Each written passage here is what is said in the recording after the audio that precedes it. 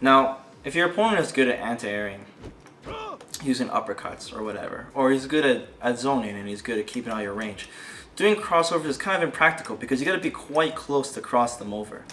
So naturally, the best opportunity to do a crossover is after a knockdown, such as a trip or a throw. These are the most common scenarios when people attempt crossovers.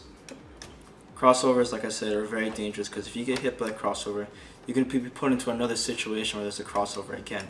So for example, I throw a Kuma, cross him over, and now he's in another situation for a crossover again. Like I said, some characters are fortunate enough to have get out of jail free cards, like doing uppercuts and teleports, for example.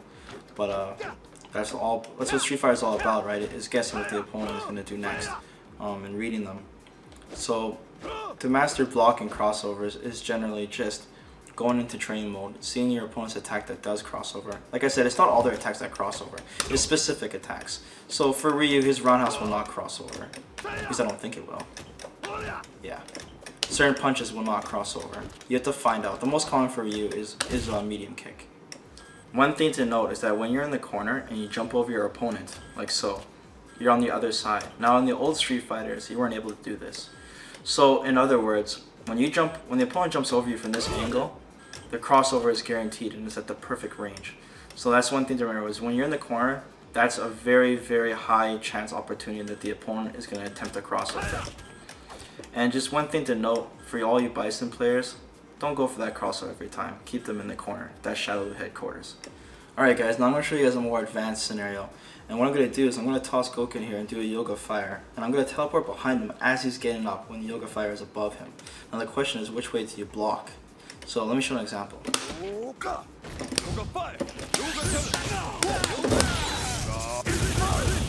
Now the question is, which way do you block that? Now there's a trick to this, and the trick is the fireball. A lot of people think that you're blocking the fireball. It's not the case. You're blocking Dhalsim. You're always blocking Dhalsim. And the thing is that you have to guard the opposite direction of Dhalsim. Okay? So you're not blocking the fireball. You're just blocking the direction Dhalsim was last, which was when he teleported behind you. So I put the computer onto all blocks, so just watch carefully which way Goku block. Now, he blocked towards the fireball as it teleported towards him, because at the point of the fireball hitting him, Dhalsim was not behind him yet from the teleport. Now let me show this again. I'm going to make this a little tighter now. I'm going to teleport just before the fireball hits him.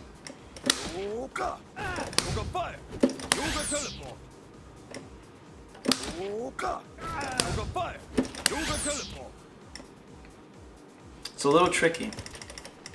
But doing a normal throw with Dhalsim is not a good way to show an example for this actually. I have to time it so Goku is just getting up. Let me show you guys an example of that. Okay, so let's say you get hit by Zoga Catastrophe or Super. And I time the Yoga Fire like this and I teleport. Now, when you time it like that and you make it so the Yoga Fire is right over the body, it's basically a 50-50. But the general rule is to watch Dhalsim, and as soon as you see him teleport, you immediately hold the other direction, because now the sides have changed and thus you have to block away from Dhalsim. Let me show another example using a different character. Okay, so I'm going to show another example of a fireball block on the crossovers here. Okay, so let's watch Seth here.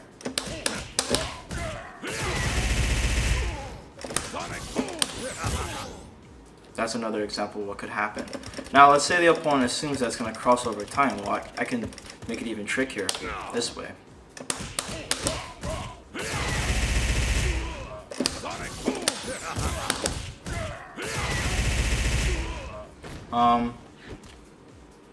Like I said, they're 50-50s. So you're going to have to use your instincts on this one, but always remember to block away from the character, not the fireball. Okay guys, that's pretty much everything I can cover for blocking in general. If I missed anything, be sure to, PM me and tell me about it. Don't forget about backdashing too. Focusing and backdashing as well. Get yourself out of tight situations where you don't want to block too much. Also, if the opponent is abusing crossovers, always remember to jump back, fierce punch, or roundhouse sometimes works as well to put you out of the situation. But working on blocking is very, very, very tough and requires a lot of experience to do. So don't get discouraged if you're bad at it. It always takes practice. Okay, so let's talk about teching. Okay, so now we're going to talk about teching, as in teching throws. Teching throws is something you definitely want to master. If you get thrown, you can be put into a really bad situation. So first let's talk about finger placement about throwing. Now generally a finger placement, a lot of people like to use one finger when they're pressing the buttons like this. Like to use two fingers, depending on how big your fingers are. And then some people like to just place their hands down like this, flat on the joystick, and have a different finger for each button. Now the way I have my hand placed now generally is the best because I have my fingers already on the throw buttons at all times. So when I see a throw coming, all I have to do is just press them down. If you're using one finger and you see a throw, you have to go like this. And it's just pretty sloppy. So you usually kind of want your own home roll position for your hand. So index on light punch, middle finger on medium punch, ring finger on heavy punch, thumb on weak kick. And if you want to use the kicks, you just slide your hand down like this. But generally, you want your, doesn't matter what position you use for your hand, you want these fingers on the tech throw at all times.